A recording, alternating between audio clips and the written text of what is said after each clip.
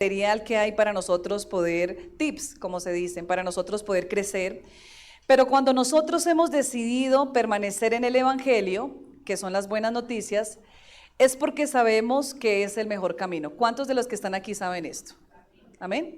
¿Por qué usted está en el Evangelio? ¿Por qué usted está siguiendo a Cristo? Es una de las preguntas que nosotros nos podemos hacer. Cuando usted era niño, si podemos pensar en un momento, cuando uno pensaba en el futuro, ¿cómo lo veía? ¿Lejano o cercano? Uno lo veía lejano, ¿sí? Cuando yo sea grande, escuchamos niños que dicen, yo quiero ser astronauta, yo quiero ser piloto, yo quiero ser médico, yo quiero ser un sinnúmero de cosas, porque nuestra imaginación en la niñez no se limita. Pero cuando ya somos adultos, somos un poco más conscientes, somos un poco más realistas, y ya vemos que ese futuro que veíamos de niños, estamos en ese proceso y estamos viviéndolo. Ahora, cuando nosotros llegamos al Evangelio, siempre cuando nosotros vamos a la palabra, hay esa esperanza de que Cristo un día vendrá por nosotros. ¿Quién tiene esa esperanza, hermanos? Amén. Todos tenemos la esperanza de que un día Cristo vendrá por su iglesia. Y si usted se va antes de que Él venga, sabemos que estaremos en la presencia de nuestro Dios maravilloso, que es lo que nosotros más anhelamos. Ahora, cada vez que va avanzando y cada vez que vemos cómo se está cumpliendo las profecías, cada vez que usted se profundiza en las Escrituras, que esta es una invitación para este año, que podamos profundizarnos en las Escrituras, nos damos cuenta que la venida del Señor está más cerca. ¿Amén? Solamente alguien me dijo amén. ¿Cuántos saben que la venida del Señor está cerca? Amén, se está cumpliendo la palabra, hermanos. Nosotros que nos ha sido revelada la palabra, que la luz de Cristo vino a alumbrar nuestros ojos, estamos viendo que Jesús viene pronto. Pero para que el Señor venga pronto, el Evangelio debe ser predicado en todo el mundo. ¿Sí? El Evangelio debe ser predicado a toda criatura. Todas las personas debieron o debemos haber conocido el Evangelio, que es las buenas noticias de salvación y el regalo de Cristo. Ahora, cuando nosotros vemos en esto tan sencillo que yo estoy hablando, es allí donde nosotros podemos identificar, podemos hablar sobre el concepto de la vida. ¿Qué es la vida? Sabemos que la Escritura nos habla de esto. ¿Qué es la vida? La vida es un regalo de parte de Dios.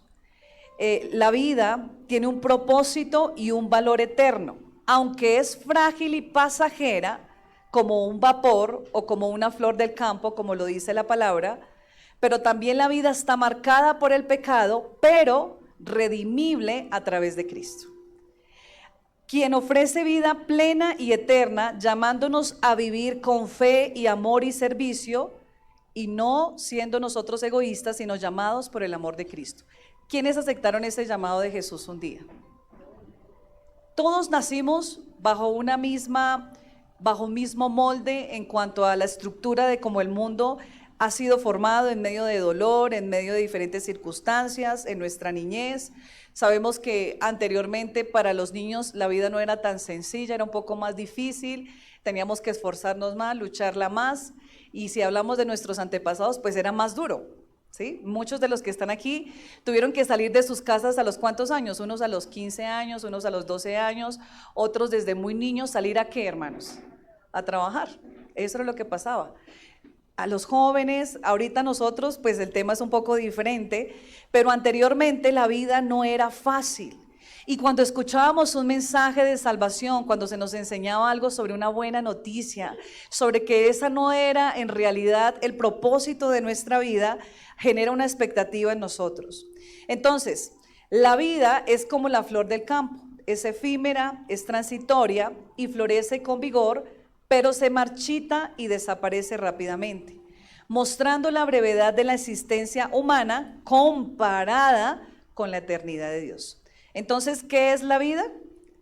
Efímera, transitoria, pero si nosotros la comparamos con la eternidad de Dios, pues es una vida breve aquí en la tierra. Vamos a ver qué dice Eclesiastés, capítulo 3, versículo 11. Vamos todos a Eclesiastés. Dice la palabra de Dios, sin embargo, Dios lo hizo todo, ¿qué, hermanos? Vamos, ¿todos estamos allí? Sin embargo, Dios lo hizo todo hermoso en su tiempo y ha puesto eternidad en el corazón de ellos sin que alcance el hombre a entender la obra que ha hecho Dios desde el principio hasta el fin. Aquí en la Nueva Traducción Viviente dice, sin embargo, Dios lo hizo todo hermoso para el momento apropiado. Dice, Él sembró la eternidad en el corazón humano, pero aún así el ser humano no puede comprender todo el alcance de lo que Dios ha hecho desde el principio hasta el fin.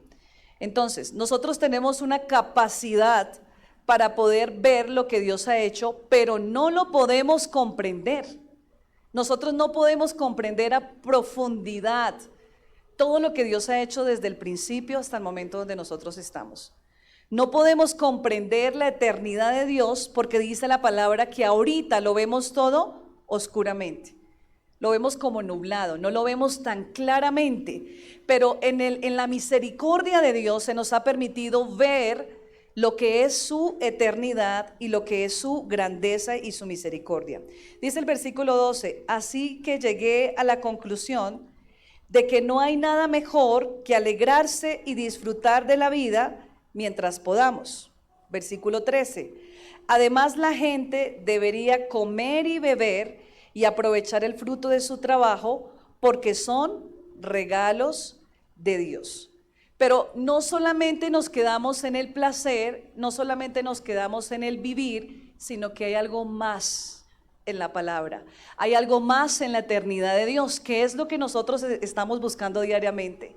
Hay algo en nosotros, en nuestro ser, que ha sido incrustado en nuestro espíritu, en nuestra alma, que solamente puede ser saciado por la presencia del Señor Jesucristo, por la presencia del Espíritu Santo.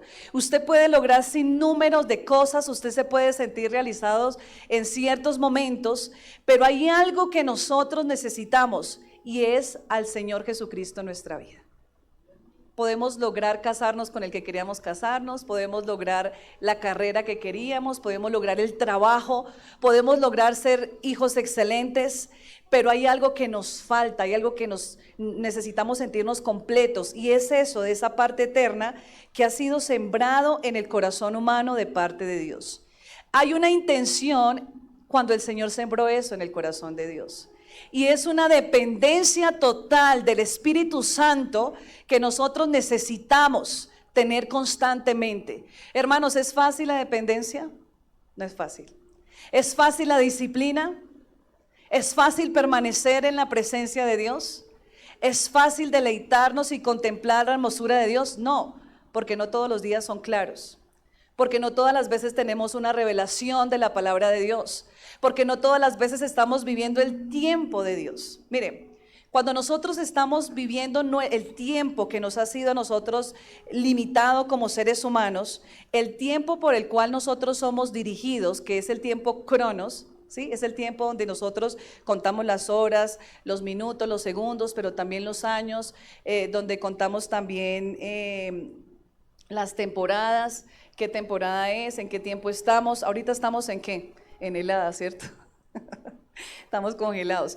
Pero entonces nosotros lo podemos describir de esa forma, pero cuando nosotros aprendemos a vivir en el kairos, en el tiempo de Dios, las cosas son diferentes. Cuando nosotros aprendemos a conocer esos tiempos, mire, el tiempo de Dios, que es el kairos, es un tiempo donde nosotros no es tan sencillo encontrarlo. ¿Sí? Hay momentos donde nosotros decimos, yo quisiera entender eso, y hacemos la oración porque la palabra de Dios dice, pedid y se os dará, llamad, buscad y hallaréis. Pero dice la palabra de Dios que si nosotros pedimos en el nombre del Señor, Él nos lo da. Pero muchas veces, hermanos, nosotros estamos enfermos y ¿qué pasa? Usted ora y ¿qué pasa? Dios no nos sana. ¿Será que no se está cumpliendo la palabra o por qué sucede esto? Dice que puede ser por la fe.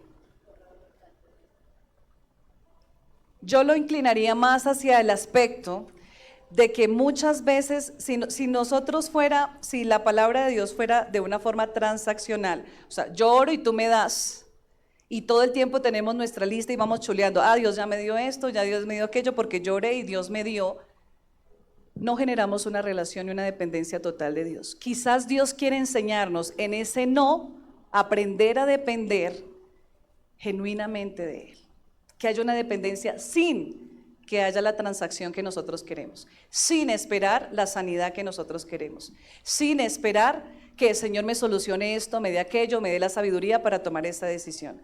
O sea, lo que Dios quiere enseñarnos a nosotros en medio de ese no, es a que aprendamos a depender y aprendamos a amarlo, sin esperar lo que Él nos tiene que dar, lo que nosotros le estamos pidiendo, ¿sí? Es algo que el Señor quiere llevarnos a un nivel un poco más alto, porque qué fácil es, y hermanos, no estoy diciendo que usted entonces no vuelva a orar, no, el Señor hace milagros, el Señor muchas veces responde a nuestra oración, porque dice la palabra que debemos creer con fe y pedirlo con fe y el Señor lo hace. Pero cuando no sucede, entonces ¿qué pasa con su vida cristiana? Entonces ¿qué pasa con su fe cuando no sucede ese milagro? Nos vamos para el médico, dice Francia, y el Señor obra a través del médico. Pero lo que nosotros debemos entender es que como cristianos, aunque veamos oscuramente, debemos saber que el Señor siempre está ahí. Y Él quiere que nosotros aprendamos a depender de Él constantemente, que podamos establecer esa relación, que haya una madurez en medio de esa aflicción, que es lo que vivió, un ejemplo que nos dio fue Pablo. Entonces, como punto número 1, en este tema que es permaneciendo en el Evangelio, que es el tema que estamos viendo en esta mañana, punto número 1 es glorificar a Dios y disfrutar de Él. Este es uno de los propósitos que nosotros tenemos como seres humanos, que es, ¿cuál es, hermanos? Glorificar a Dios y disfrutar de Él. El fin principal del ser humano es glorificar a Dios en todo lo que hace y disfrutar de una relación con Él para siempre. Ahora, la pregunta es, ¿usted disfruta de la relación que usted tiene con Dios? ¿Hay ese deleite? ¿Hay ese agrado? ¿Hay eso que usted dice, me encanta esta relación, me deleito? Lo voy a decir en un ejemplo muy sencillo. Cuando nosotros vamos a comer, la mayoría de los cristianos damos gracias a Dios por los alimentos, ¿cierto? Está el amigo que uno lo invita a comer y ya va él con la cuchara acá en la esta y uno, vamos a orar. Y empezamos a orar por uno, por otro. No, mentira, es un chiste. Eso solo sucede en otros lugares.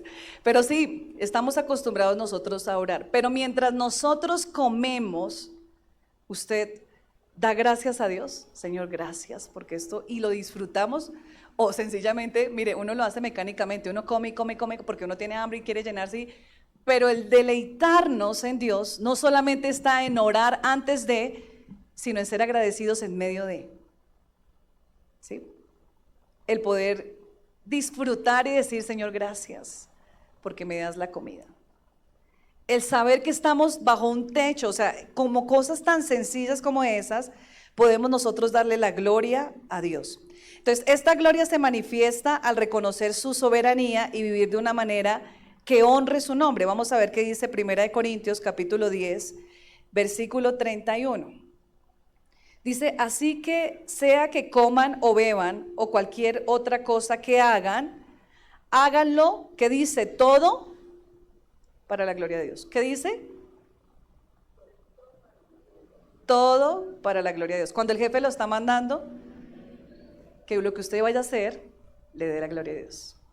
Pero cuando el jefe lo está mandando, ay, este jefe me mandó a hacer lo que no me gusta, ¿sí? Pero dice la palabra de Dios, así que sea que coman o beban o cualquier otra cosa que hagan, cuando usted tiende la cama,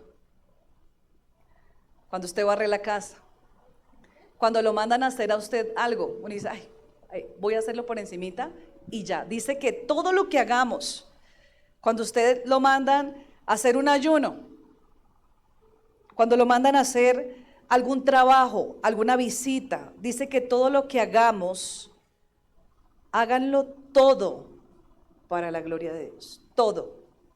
Hermanos, aquí se resume todo. No algunas cosas, todo. Salmos 96, versículos 7 al 9 dice: oh naciones del mundo, reconozcan al Señor, reconozcan que el Señor es fuerte y glorioso. Denle al Señor la gloria que merece. Lleven ofrendas y entren en sus atrios. Adoren al Señor en todo su santo esplendor. Que toda la tierra tiemble delante de Él. Podemos imaginarnos nosotros por un momento cuando la presencia de Dios descendía al monte de Sinaí y todo el pueblo de Israel que pasaba, dice la palabra de Dios, que temblaban. Temblaban.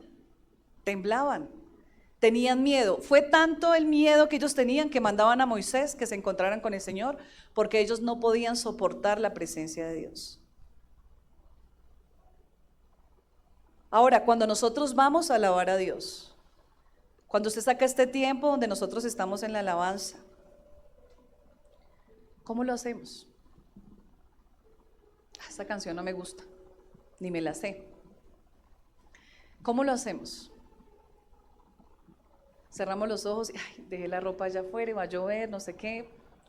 Hermanos, cuando la gente se encontraba con Dios, ellos temblaban y se cubrían su rostro y se postraban delante de la presencia de Dios porque estaban frente a la presencia de Dios. Y nosotros muchas veces nos acostumbramos, se vuelve una alabanza mecánica que ni siquiera sabemos lo que estamos cantando. Entonces todo lo que nosotros hagamos que dé la gloria a Dios. Ahora, cuando nosotros estamos en momentos que son difíciles, como en un conflicto, cuando nosotros estamos en un conflicto donde de pronto hay diferencias, ¿sí? No nos ponemos de acuerdo, donde de pronto tenemos que nosotros corregir a nuestros hijos, cuando de pronto tenemos que llegar a un mutuo acuerdo, a una decisión con nuestra pareja, ¿estamos glorificando a Dios con lo que estamos diciendo? ¿Con lo que estamos haciendo? Cuando nosotros corregimos a nuestros hijos, después de darle dado esos 10 fuetazos, dice, esto es para la gloria de Dios. Después de haberle partido el palo y la escoba, esto es para la gloria de Dios. O sea, veamos desde dónde Dios nos pone a nosotros que le glorifiquemos, ¿sí? Porque es que entonces a veces nosotros separamos y decimos, yo hago esto como a mí se me dé la gana, ¿sí? Como a mí se me dé las cosas. Y nos olvidamos que aún solucionando un conflicto, tenemos que darle la gloria a Dios. Que Dios diga, este es mi Hijo amado, en el cual yo tengo complacencia, en el cual yo me agrado, porque se está pareciendo más a mí, porque está reflejando lo que yo soy como Dios. Que el Señor pueda decir eso, este es mi Hijo amado, en el cual se muestra que hay una comunión, una relación, que es el segundo punto, relación y comunión con el Creador. Relación y comunión con el Señor Jesucristo. Entonces, los seres humanos fueron creados para Dios. No fueron creados porque sí, sino fueron creados ¿para qué? Para Dios. Usted y yo le pertenecemos a Dios. Usted y yo pertenecemos a Cristo. Hemos sido creados con el propósito de conocerlo, amarlo y mantener una comunión directa con Él. La Biblia enseña que la Biblia tiene sentido cuando se centra en Jesús como el único núcleo de existencia como un ser divino, en la deidad. Entonces, cuando nosotros vemos en Marcos capítulo 3, Jesús llamó a sus discípulos, vamos a ir a Marcos capítulo 3, Jesús llamó a sus discípulos. ¿Cuántos recuerdan el llamamiento, la forma como llamó a Pedro y a Andrés? ¿Qué les dijo? Hay premio. Pescadores de hombres. Le dijo que Él les iba a hacer, síganme y les haré pescadores de hombres. Esta no es una frase que Jesús lanza al aire como queriendo impactar a estos pescadores y ellos lo siguieran por la frase, sino que tenía una profundidad más allá. Mire, los rabís, su éxito era que la gente lo siguiera, era poder ganar las mentes y los corazones de estas personas. Y Jesús le estaba prometiendo a los discípulos, a Andrés y a Pedro, que si lo seguían, iban a ser pescadores de hombres. Lo tremendo y el milagro que sucede ahí es que Pedro y Andrés eran lo más ordinario de la sociedad, ¿sí? Eran pescadores. Imagínense la forma como ellos hablaban. Su forma de expresarse no era igual que la de un fariseo, que un saduceo, nada de eso, que un sanedrín, nada de esto. Su forma era un poco más vulgar, por decirlo así, no sé qué otra palabra usar.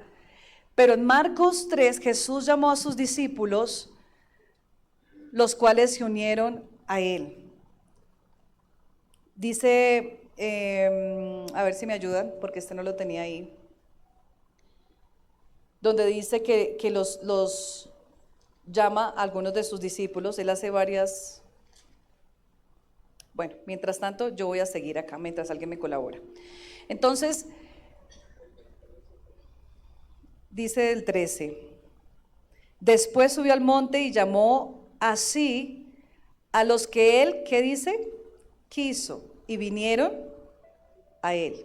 Y estableció a 12 para que estuviesen con él y para enviarlos a predicar. Pero veamos esto. Este versículo está muy interesante porque en este versículo estamos viendo que Jesús los llamó para que se unieran a él. Había un sinnúmero de personas, gente que quería seguir a Jesús después de que él se da a conocer, pero él decide llamar a 12, específicamente a 12. Y dice la palabra aquí, que él llamó así a los que él quiso, ¿sí?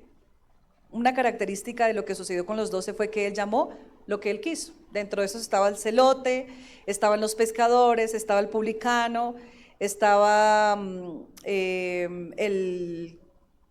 más era? El publicano. Bueno, estaban todos estos, Judas Iscariote, aún sabiendo Jesús que lo iba a entregar, estaban todos ellos. Entonces, estar con Jesús, que es a lo que me quiero centrar, más que todos estos puntos, quiero centrarme en este principal, en el número 2, que es estar con Jesús. Esta es la primera meta de nosotros ser discípulos de Jesús.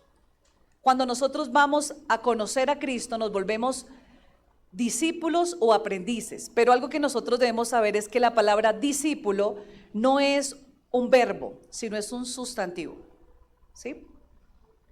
Para ser discípulo nosotros debemos entender que es ser, no hacer discípulo, sino yo soy discípulo, soy aprendiz. Aprendiz no es un verbo, ¿cierto que no? Es un sustantivo, aprendiz. Entonces, el ser aprendiz o discípulo de Cristo, pasar cada momento, es pasar cada momento consciente de su presencia y estar atento a su voz. Mire, hay gente frustrada en las iglesias porque sus pastores no los están discipulando. Y está bien, es dentro de las tareas que tienen los pastores, el discipular, el pastorear. Pero cuando nosotros entendemos que ser aprendiz de Cristo, que ser discípulo de Cristo, es ir a Cristo, es estar atento a lo que su palabra me dice, a su presencia, estar atento a su voz. En otras palabras, es cultivar la compañía con Jesús como base para mi vida entera, en todo el sentido, ¿sí? Entonces la primera meta es estar con Jesús. Si una persona está hasta ahora empezando el camino del Señor o quizás no ha crecido espiritualmente, su primer paso, ¿cuál es? Permanecer con Jesús. ¿Qué fue lo primero que hicieron los discípulos? Lo dice en el versículo 13. Dice en Marcos 3:13, dice, después subió al monte y llamó así a los que él quiso y vinieron a él y estableció 12. Y dice, para que estuviesen con él. Literalmente cuando Jesús le dijo, síganme, era literalmente, no era metafóricamente, era literalmente. ¿Qué hicieron estos 12 hombres? Seguían a Jesús, por todo Israel lo siguieron. En todos los lugares donde él estaba predicando, ellos lo seguían. Estaban con Jesús, permanecían en Jesús. Ese es el primer paso, estar con Jesús. Los discípulos pasaron meses, años, quizá lo siguieron por todo Israel y sentándose a sus pies. Y muy lentamente, ojo a esto, hermanos, y muy lentamente comenzaron a cambiar hasta que los envió a predicar. Mientras ellos estaban con Jesús, se peleaban. ¿Quién será el primero? Mire, estaban tan desocupados que decían, bueno, vamos a hablar con Jesús a ver a dónde nos va a sentar, si a la derecha o a la izquierda, que yo quiero estar a la derecha. O sea, imaginen lo que se pusieron a pensar. ¿A quién amaba más? ¿Quién podía estar allí de primeras? Y Jesús día tras día dando lecciones de lo que realmente Él estaba enseñándoles.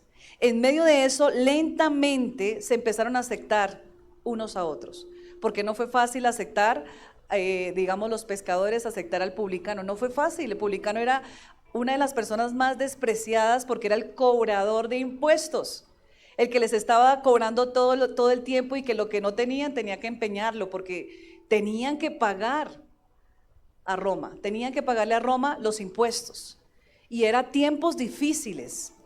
Entonces allí lentamente comenzaron a cambiar hasta que los envió a predicar. Entonces empezó a haber un cambio en la vida de ellos. Mira, hermanos, ¿cómo usted va a evidenciar que usted crece? Cuando usted sale a predicar la palabra de Dios. Cuando nosotros vamos a obedecer lo que Jesús nos dice: id, vayan y hagan discípulos, vayan y prediquen la palabra de Dios. Allí es donde realmente nosotros vamos a estar confrontándonos con lo que nosotros estamos viviendo con el Señor, ¿sí? Porque es muy diferente estar con Jesús, que ya después ir a predicar la palabra de Dios. El permanecer en Jesús, el estar con Jesús, tiene un tiempo, pero después Dios nos va a llevar a predicar. Dentro de este punto de relación, permanecer en Jesús, Juan 14, 16 al 17. Juan 14, 16 al 17 dice: y yo le diré al Padre, y les dará otro abogado defensor, quien estará con ustedes para siempre. Me refiero al Espíritu Santo, quien guía a toda verdad, a toda la verdad.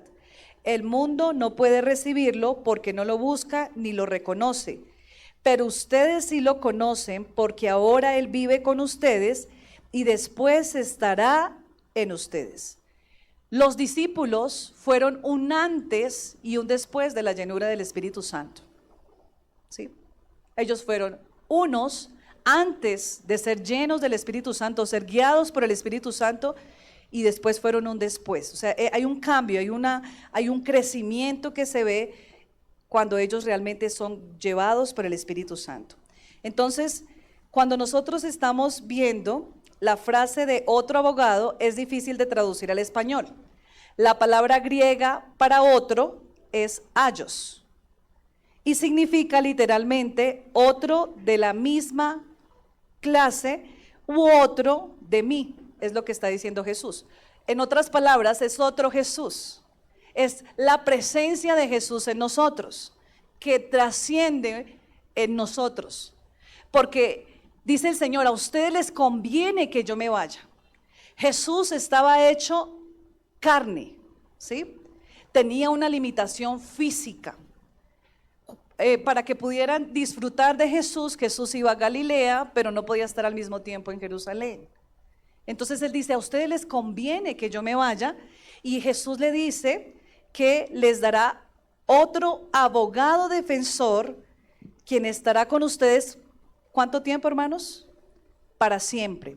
Aquí se refería al Espíritu Santo, pero no solamente va a ser un abogado, sino que dice que quien nos guía a toda la verdad.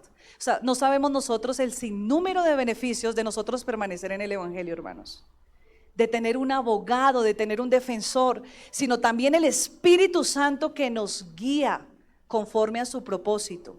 Entonces, la palabra ayo significa otro de la misma clase u otro de mí. Y la palabra usado para abogados es parakletos en griego y se puede traducir como ayudador o intercesor y es el Espíritu Santo. ¿Cuántos de los que estamos aquí necesitamos al Espíritu Santo? Usted y yo necesitamos permanecer en el Espíritu Santo. Vamos todos a Juan capítulo 15. Juan capítulo 15 nos habla del secreto de nosotros permanecer en el Evangelio. Dice la palabra de Dios en el versículo 1: yo soy la vid verdadera y mi Padre es el labrador. Todo pámpano que en mí no lleva, todo pámpano que en mí no lleva fruto, lo quitará, y todo aquel que lleva fruto, lo limpiará para que lleve más fruto. Dice el versículo 4: permaneced en quién, y yo en vosotros, como el pámpano no puede llevar fruto por sí mismo, si no permanece en la vid, así tampoco vosotros, si no permanecéis en mí. Pero dice el versículo 5: yo soy la vid, ¿vosotros qué sois? Los pámpanos. Y el que permanece en mí, mire el secreto, hermano, si usted solo se va a acordar de esta enseñanza, esto, créame, que es muy importante que usted se lleve esto. Dice la palabra de Dios aquí: el que permanece en mí y yo en él, este lleva mucho fruto. ¿Por qué no vemos fruto, hermanos? ¿Por qué no permanecemos en Cristo? Permanecemos en un sinnúmero de cosas, pero no permanecemos en Cristo. Y nosotros, para poder pasar al siguiente punto, que es representar a Dios, siendo la imagen de Dios, debemos permanecer en Jesús. Ser constantes, ser intencionales en la oración, en la búsqueda. Hermanos, allá usted no le va a decir: ay no, es que el pastor a mí no me ponía a hacer nada, entonces yo no. No. ¿Qué me decía el Señor que yo hiciera? Permanezcan en mí. Él está diciendo, para nosotros poder llevar mucho fruto debemos permanecer en Él. ¿De qué fruto? De que mucha gente se convierta. De que mucha gente, aquí el fruto al que se está refiriendo es de que el Evangelio sea predicado y la gente conozca de Cristo. Quizás no lo vemos instantáneamente, hermanos, pero vuelve, y esta frase yo creo que la usan muchas personas y la hemos usado muchas veces acá: si usted se ganara uno en el año, uno, sería fiesta en el cielo. ¿Cuánto se ganó este año? ¿Cuánto nos ganamos este año? Vamos como los cangrejos para atrás, ni nosotros estamos fortalecidos. Hermanos, aquí dice: si permanecemos en Él, Dios te va a dar la gracia, Dios te va a dar el poder a través del Espíritu Santo, para que cuando nosotros hablemos, vivamos, todo lo que hagamos, o sea, todo lo que estoy tratando de decir con esta enseñanza, todo esto va a glorificar al Señor y la gente va a llegar. La gente va a llegar, porque cuando la gente ve que es verdadero el evangelio que usted está viviendo, porque usted puede vivir cualquier evangelio, pero si usted vive el evangelio de Cristo, la gente cambia, la gente es transformada. Mi vida tiene que cambiar, yo tengo que mostrar un fruto diferente, tengo que mostrar un testimonio, tengo que mostrar un cambio. Esto realmente sucede si nosotros vivimos el evangelio como lo dice allí en la palabra. Dice el Señor: este lleva mucho fruto, hermanos. No va a ser un solo uno, van a ser muchos. Y yo no sé si usted se alcanza a imaginar viendo a su papá, a su mamá, viendo a sus hermanos, quizás no en este lugar, pero que permanezcan, que conozcan de Cristo, siguiendo a Jesús, así como usted lo está siguiendo. Si eso a usted no le da alegría en su corazón, su esposo, sus hijos. Hay que permanecer. Usted puede decir, hermanos, es que yo he hecho esto, yo soy buena mamá, yo soy buen papá. No, hermanos, la palabra dice que el que permanece en Jesús, ese llevará mucho fruto. El que permanece en el Evangelio, va a ser lo que Dios quiere realmente que nosotros hagamos. Número 3, representar a Dios en la tierra siendo la imagen de Dios. Esto lo vemos, no lo voy a leer por cuestión de tiempo, que es Génesis 1, 26 al 27, que habla sobre la imagen que Dios nos ha dado a nosotros para que nosotros podamos ser ese reflejo. Entonces, gobernar y administrar fue lo que el Señor nos mandó. Actuar como representantes de la autoridad divina, cuidando y protegiendo la creación. Reflejar su carácter, vivir vidas que reflejen la bondad y el amor y la justicia de Dios. Mire lo que dice Hechos 1, versículo 1. Hechos 1, versículo 1. Dice, Teófilo, en mi primer libro, te relaté todo lo que Jesús, quiero que lo digamos en voz alta. ¿Qué dice? Jesús. Bueno, ¿y dónde están las Biblias de los hermanos? No, por eso, ¿dónde están sus Biblias? Eso, hay que leer. Entonces, Teófilo, en el primer tratado, Teófilo, hablé acerca de todas las cosas que Jesús, ¿qué? Comenzó a hacer y a enseñar. Entonces, ¿qué hizo? Lucas está diciendo, Jesús comenzó a hacer y a enseñar. Prestemos atención a la palabra comenzó. Esto implica que sus discípulos continuaron. ¿Quién lo comenzó, hermanos? ¿Y quién lo continuó? Los discípulos, ¿cierto? A mí me encanta esto porque Jesús hizo la tarea. Preparó unos discípulos, quizás los más despreciados de la sociedad en esa época, pero ellos siguieron la tarea. Ahora, ¿ellos a quién le dejaron la tarea? A usted y a mí. Nosotros tenemos que seguir esa tarea. Dice, todo lo que Jesús comenzó a hacer y a enseñar. Versículo 2, hasta el día que fue llevado al cielo, después de haberles dado a sus apóstoles escogidos instrucciones adicionales por medio del Espíritu Santo. Entonces, esto implica que sus discípulos continuaron haciendo y enseñando, y de esto es lo que se trata Hechos de los Apóstoles.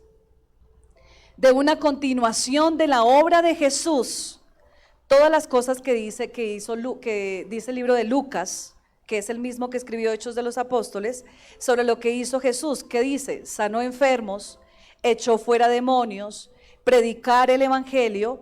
Cuando nosotros leemos todo eso, cada vez se habla de lo que hicieron sus aprendices, lo que hicieron sus discípulos, que fue sanar, traer esperanza.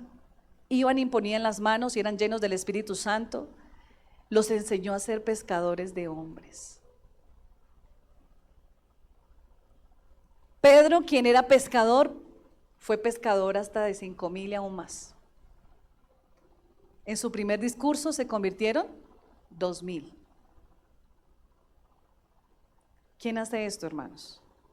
No era una frase que el Señor había lanzado porque sí. Fue algo que el Señor llevó a la realidad. Ahora, los teóricos enmarcan el aprendizaje, el entrenamiento de Jesús, el aprendiz o el discípulo en 4 etapas. Si usted los quiere anotar, bien lo pueden hacer. Primera etapa, me toca por tiempo, ya después te lo pide alguien. Yo hago, tú miras. Segunda, yo hago, tú ayudas. Tercera, tú haces, yo ayudo. Cuarta, tú haces, yo miro. Esto fue lo que hizo Jesús. Yo hago, tú miras. Yo hago, tú ayudas. Tercera, tú haces, yo ayudo. Cuarta, tú haces, yo miro. Ahora Jesús está sentado a la diestra de Dios Padre, viendo cómo usted y yo reflejamos su imagen, porque nosotros somos sus colaboradores, como nos llama también aquí en la tierra, ¿sí? Somos sus manos y sus pies, somos su voz. De lo que el Señor nos enseñó. Eso es lo que nosotros somos. Colaboradores, imagen, reflejo. Por eso, hermanos, este año es en sus metas que podamos parecernos más a Cristo. Que podamos ser el reflejo de lo que Cristo es realmente en nuestra vida. Este proceso fue exactamente lo que hizo Jesús con sus discípulos. Dentro de ese proceso está el obedecer los grandes mandamientos, que es el punto número 4, y Jesús lo resumió el propósito de la vida humana en 2 acciones esenciales. Ya dijo, listo, los mandamientos se reducen en 2, amar a Dios y amar a su prójimo. Vamos a ver lo que dice Marcos capítulo 12, versículo 30 al 31. Y amarás al Señor tu Dios con todo tu corazón, con toda tu alma y con toda tu mente y con todas tus fuerzas. Este es el primer mandamiento y el segundo es semejante. Amarás a tu prójimo como a ti mismo. No hay otro mandamiento mayor que estos. Yo creo que ¿para qué otro mandamiento mayor si es lo que más nos cuesta, hermanos? Amar a nuestro prójimo. Nos cuesta. Es fácil ayudar a la persona que nos trata bien, que en diciembre nos traen anchetas. No estoy echando indirectas, hermanos. Es fácil orar por el que me trae la lechecita, ¿cierto? El quesito. Y usted va a decir, uy, entonces no ora por mí. No, hermanos, es un chiste. Pero cuando es esa persona que, nos pulimos, que chocamos y sale candela. Pero hay que amar. Y esto solamente lo podemos hacer en el amor del Señor. Entonces, punto número 5, la regla de vida. Quiero que veamos esto también aquí muy rápido. Me basé en algo que estoy leyendo. La regla de vida me pareció interesante. Y es organizar nuestra vida y nuestra agenda en torno a Jesús. Es un conjunto de prácticas, relaciones, compromisos que son inspirados por el Espíritu Santo. Mari, quiero que me colabores con. Entonces, hermanos, yo quiero que hoy hagamos un compromiso con el Señor. Y ahorita yo quiero que podamos inicialmente venir delante de la presencia de Dios y rendir nuestra vida, porque ya es un año que se está acabando, pero es una oportunidad para nosotros avanzar. Entonces, cuando nosotros realmente organizamos nuestra agenda, organizamos nuestras prioridades alrededor de lo que el Espíritu Santo quiere, las cosas son diferentes, hermanos. Las cosas son diferentes. ¿Por qué?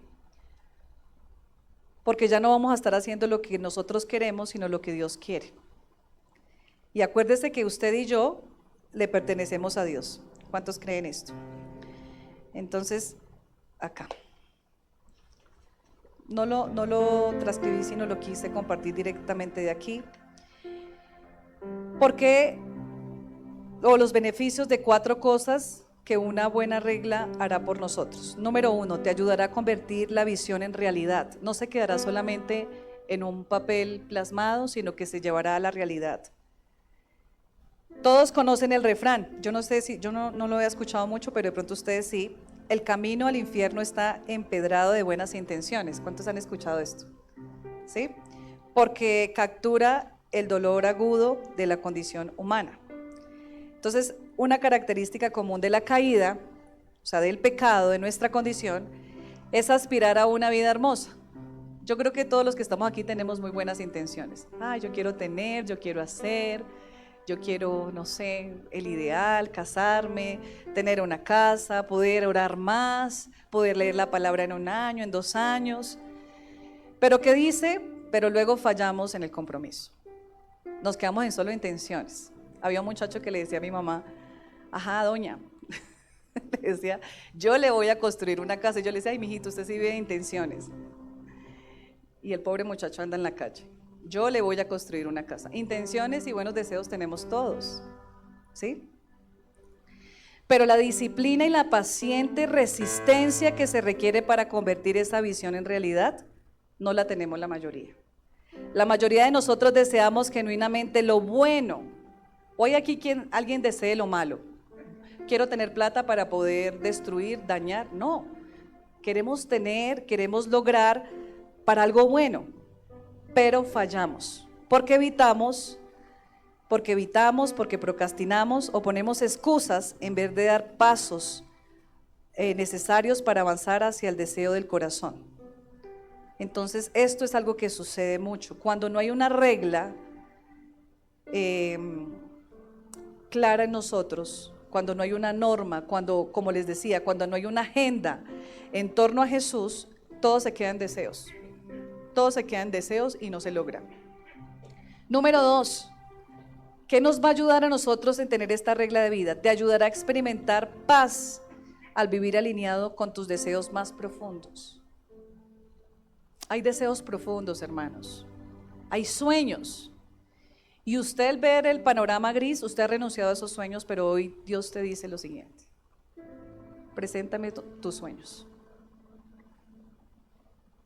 Y Él los va a hacer realidad si están conforme al propósito de Dios. Pero hay sueños profundos. San Serafín de Sarov una vez dijo: consigue la paz interior y miles a tu alrededor encontrarán la salvación. Todos anhelamos la paz interior, pero la mayoría nunca la obtiene. ¿Cómo la conseguimos? No hay una sola respuesta en esta pregunta. Pero el consultor de empresas Stephen Covey una vez dijo: alcanzamos la paz interior cuando nuestra agenda está alineada a nuestros valores, porque a menudo no lo están. Y muchos vivimos en la corriente eléctrica de la ansiedad que palpita por nuestro sistema nervioso todo el tiempo. Está allí fastidiándonos y drenándonos la reserva de energía. Dice la palabra de Dios: mi paz os dejo, mi paz os doy, no como el mundo la da. No se turbe vuestro corazón y tengas miedo. ¿Usted qué pierde o qué perdemos nosotros si realmente alineamos nuestra agenda a Dios? Si realmente le decimos: bueno, Señor, hoy tú qué quieres que yo haga.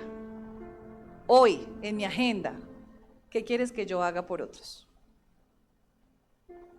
Porque no voy a resultar haciendo solamente lo que yo quiero, sino lo que realmente está en el corazón de Dios, en el corazón del Espíritu Santo.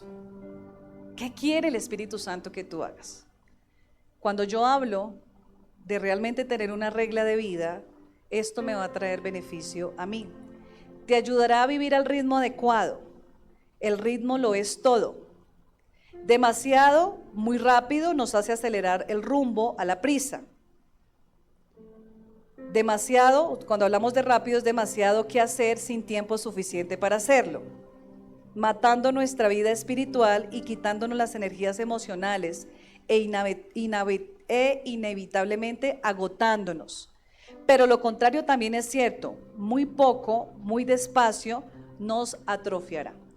Es llegar al equilibrio, porque muy rápido no vamos a tener tiempo ni siquiera para buscar al Señor, pero muy despacio vamos a estar atrofiados, creyendo en una fuga letárgica y egocéntrica, lo que los antiguos llamaban pereza, el demonio del mediodía, cuando todos nos dormimos. Una regla de vida te ayudará a determinar de antemano la velocidad de tu vida, de modo que no te quemes ni te estanques. Hermanos, hay muchos quemándose y hay muchos estancados. Dice en Hebreos 12, creo que es el versículo 13, que dice: ahora levanten las manos caídas y las rodillas paralizadas. El Señor no quiere que hayan quemados ni que hayan estancados, ni que seamos como la onda del mar, como dice la palabra. Una regla de vida te ayudará a determinar de antemano la velocidad de tu vida, de modo que no te quemes ni te estanques, sino que digamos como Pablo. ¿Qué dice a Pablo? Sigo avanzando hacia la meta para ganar el premio. Número 4, te ayudará a equilibrar la libertad con la disciplina. Imagina una vida boyante en un péndulo. De un lado está la libertad y del otro la disciplina, espontaneidad y estructura, caos y orden. Muy lejos de la libertad te atormenta la ansiedad, muy cerca de la disciplina sientes claustrofobia. Dependiendo de tu personalidad, probablemente gravites hacia un polo o al otro, dependiendo de tu personalidad. Los flemáticos nos vamos como si yo fuera flemática. No soy flemática. Yo soy un poquito, colérica o sanguínea, más como sanguínea. Pero entonces los flemáticos se van como a la tranquilidad, como al tema hippie, como no me muevan, que aquí estoy bien. Y está el colérico que está acelerado, tenemos que hacer, pero dice, independientemente de tu personalidad, aunque vayas para un lado o para el otro, la clave es el equilibrio. Por esa razón, es una regla y no una ley. Hermanos, debemos orar qué regla, de acuerdo a la palabra nos habla de la regla de oro. Así como tú quieres que te traten, trata a los demás, ¿sí? La famosa regla de oro que el Señor nos enseñó. Todo esto lo resumimos para llegar al número 6, llamados a cumplir la gran comisión, y cierro con esto, hermanos. Según pasajes como Efesios capítulo 2, versículo 10, dice la palabra de Dios, porque somos hechura suya, creados en Cristo Jesús para buenas obras, las cuales Dios preparó de antemano para que anduviésemos en ellas. Para que anduviésemos en ellas. Usted y yo hemos sido planeados por el Dios eterno. Usted y yo hemos sido escogidos para cumplir su propósito. Usted y yo tenemos una tarea fundamental que Cristo nos la ha asignado. ¿Sabe cuál es esa tarea? ¿Sabe cuál es esa buena obra que el Señor tiene preparada? Porque dice la palabra que la preparó antes de que el mundo fuera formado. Ya tenía la tarea para usted. Lo diseñó con cualidades, características, dones, capacidades, específicamente para esa tarea, hermanos. O sea, es una tarea individual. Usted y yo somos parte del cuerpo de Cristo, llamados a cumplir la gran comisión. Debemos crear espacio para el Evangelio, debemos predicar el Evangelio y debemos realizar las buenas obras. Y vamos a estar de pie, hermanos, en este momento.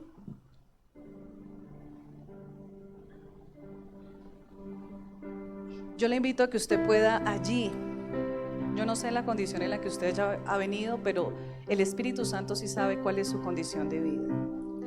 Que este año que inicia ya el jueves, inicia ya el 1 de enero del 2026, sea un año donde usted crezca en el propósito que Dios ha establecido en su vida. Usted puede allí cerrar sus ojos por un momento y permita que el Espíritu Santo sea el que ministre su corazón, porque Él es el que va a ministrar su vida, el que va a ministrar su corazón. Ahí usted en medio de este lugar pueda contemplar la hermosura de la santidad del Señor. Padre, aquí estamos. Te damos gracias por revelarte, Señor, a nuestra vida. Gracias por llamarnos un día, Señor. Aquí muchos, Señor, han sido llamados hace 30, 40, 50 años, Señor, fueron llamados. Desde jóvenes, desde niños, Señor. Pero muchos, Señor, están estancados. Muchos, Señor, se quemaron, se sienten quemados. Se siente, Señor, que no han avanzado. Pero hoy oramos, Señor, que tu Espíritu Santo sea, Padre bendito, trayendo esa libertad, sea trayendo, Señor, esa esperanza, sea trayendo ese tiempo tuyo, ese kairos que necesitamos para podernos alinear, Señor, a tus planes, a tus propósitos. Aquí estamos delante de ti, Señor. Muchos de los que estamos aquí, Señor, no nos gusta como estamos terminando este año porque no se lograron muchas cosas, Señor. Pero hoy queremos presentarte, Señor, nuestro caminar delante de ti. Queremos permanecer en el Evangelio. Que tú puedas decirle, Señor, ayúdame. Ayúdame, Señor, ayúdame.